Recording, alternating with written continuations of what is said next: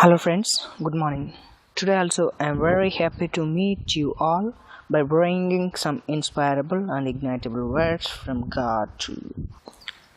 Today I am going to share a thought about whether we need God's protection, the importance of God's protection, and if we ignore it, what will be the consequences of ignorance. I'll explain it with a small story. Once there is a beautiful and nice garden which is taken care by a good gardener. As it is too beautiful, the people and the tourists rushed it and they get relaxed there.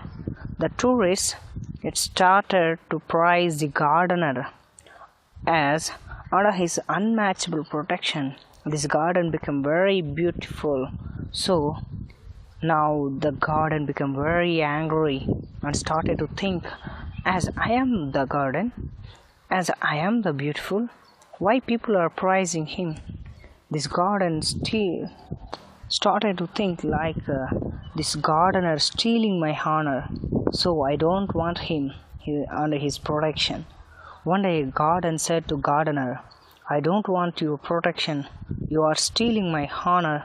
So the gardener felt sad and said these words, whenever you feel my protection is needed, you just call me. Whatever the situation you are feeling, I'll come back and protect you. Said these words and he left. For a period of 2 or 3 days, all people are started to praise the garden. Within these 2-3 days, weeds were started to grow in the garden. As weeds started to grow, slowly rats were started to come into the garden, and then snakes too. When people saw these rats and snakes, people stopped to come into the garden. Also the plums of the trees grown and the trees became shapeless. Now the total garden became as a forest.